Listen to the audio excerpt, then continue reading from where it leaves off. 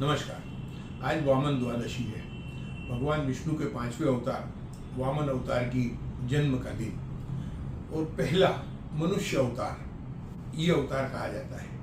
विष्णु भगवान ने वामन के रूप में आकर राजा बलि से 3 पग जमीन मांगी। राजा बलि ने पूरी सृष्टि पर तीनों लोकों पर शासन स्थापित कर लिया था और वो एक यज्ञ कर रहे थे। उस यज्ञ की पूर्णाहुति पर वो अपराजय हो जाते और उनका सृष्टि पर साम्राज्य अक्षुण्य हो जाता।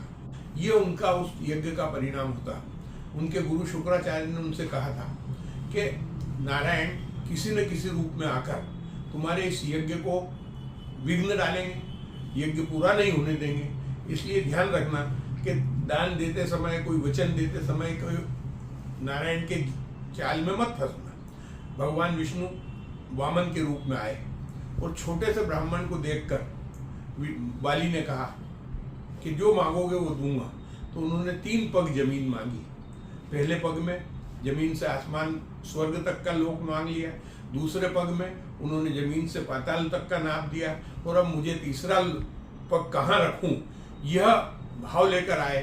तो राजा बलि समझ गए कि ये नारायण वामन के रूप में आए।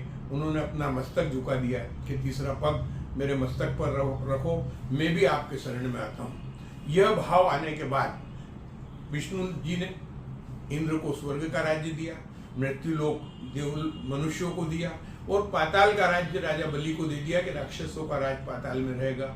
आज उन्हीं वामन देव को हम याद करें, भगवान विष्णु के 5वें अवतार को नमन करें।